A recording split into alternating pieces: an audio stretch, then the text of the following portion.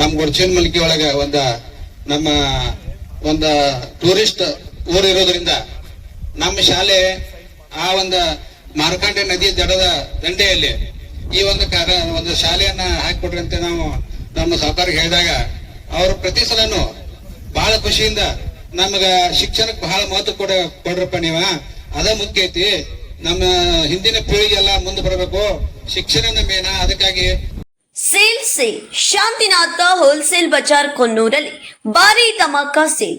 ಈ ಆಫರ್ ಕೇವಲ ದಿನಾಂಕ 20ರವರೆಗೆ ಮಾತ್ರ. ಡಿಸೈನ್ಗಳ ಸಾರಿಗಳು, ರೆಡಿಮೇಡ್ ಬಟ್ಟೆಗಳು, ಸಿಂಥೆಟಿಕ್ಸ್, ಫ್ಯಾನ್ಸಿ ಸೀರೆಗಳು, ಶೂಟಿಂಗ್, ಶರ್ಟಿಂಗ್ ಗಾರ್ಮೆಂಟ್ಸ್ ಮತ್ತು ರೆಡಿಮೇಡ್ ಬಟ್ಟೆಗಳಾದ ಬಟ್ಟೆ ಖರೀದಿಗಾಗಿ ಎಲ್ಲಾ ಕಡೆಯಿಂದ ಜನಸಾಗರ ಹರಿದು ಬರುತ್ತಿದೆ. ನೀವು ಈ ಶಿಕ್ಷಣ ಬಗ್ಗೆ ಕೇಳೋದ್ರಲ್ಲ ನನಗೆ ಬಹಳ ಸಂತೋಷ ಆಗೈತೆ. ನಿಮ್ಮೂರಿಗೆ ಹಾಕಿ ಬಿಡ್ತಾನೆ ಅಂತೇಳಿ ಈ ನಮ್ಮ ಡಾಕ್ಟರ್ BR ಅಂಬೇಡ್ಕರ್ ವಸತಿ ಶಾಲೆ ನಮ್ಮೂರಿಗೆ ಶಾಂಕ್ಷನ್ ಮಾಡೇ ಬಿಟ್ರು. ಅದಕ್ಕ ನಮ್ಗೆ ಬಹಳ ಖುಷಿ ಆಗೈತಿ. ಆ ಒಂದು ನಿಟ್ಟಿನಲ್ಲಿ ನಮ್ಮ ಗೊಡ್ಚಿ ಮಲ್ಕಿಗೂ ಸಹಿತ ಯಾವುದೇ ಕೆಲಸ ಕಾರ್ಯಗಳನ್ನ ಯಾವಾಗ ನಾವು ಕೇಳ್ಕೊತು ಅವೆಲ್ಲ ಮಾಡ್ಕೊತ ಬಂದರು.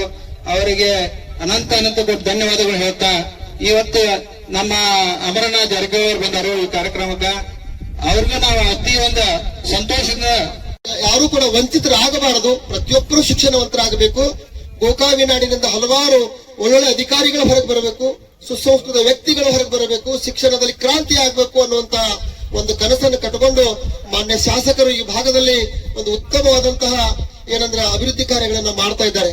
ಇನ್ನೊಂದು ಉದಾಹರಣೆ ಅಣ್ಣವ್ರ ಅಂತಂದ್ರೆ, ಸುಮಾರಾಗಿ ಸಮಾಜ ಕಲ್ಯಾಣದಿಂದ ಈ ವರ್ಷ ಸುಮಾರಾಗಿ 10 ಕೋಟಿಯಷ್ಟು ಅನುದಾನಗಳನ್ನ ತಂದು ಈ ಒಂದು ಏನಂತಂದ್ರೆ ಬಹಳಷ್ಟು ಸಿಸಿ ರೋಡ್ಗಳನ್ನಾಗಿರ್ಬಹುದು, ನೀವೆಲ್ಲ ಪುಣ್ಯವಂತರ ಅಂತ ನಾನು ಹೇಳಿಕ್ ಬಯಸ್ತೇನೆ. ಇಂಥ ಸಂಸ್ಥೆ ಎಲ್ಲ ಊರಾಗ ಕಟ್ಟಕ್ ಆಗೋದಿಲ್ರಿ. ಇಂಥ ಸಂಸ್ಥೆನ ಎಲ್ಲ ಊರಾಗ ಮಾಡಕ್ ಸಾಧ್ಯನೇ ಇಲ್ಲ. ಯಾಕಂದ್ರೆ ಇವು ದೊಡ್ಡ ಸಂಸ್ಥೆಗಳು ಮತ್ತು ಆಯ್ಕೆ ಆದಂತ ತಾಲೂಕುಗಳಿಗೆ ಕೊಡ್ತಕ್ಕಂಥದ್ದು. ಅದಕ್ಕೆ ಅಂಬೇಡ್ಕರ್ ವಸತಿ ನಿಲಯ ನಿಮ್ಮೂರಿಗೆ ಬೇಡ ಮತ್ತು ಕೋನೂರವ್ರಿಗೆ ಬೇಡ ಕೊಡಕ್ ಆಗೋದಿಲ್ಲ, ಬಾಜುಕ್ ಮತ್ತೆ ಆದ್ರೆ ನಿಮ್ಮೂರಿನ ಭಾಗ್ಯ ಅಂತ ನಾನು ಹೇಳಿಕ್ ಬಯಸ್ತೇನೆ. ಅದಕ್ಕೆ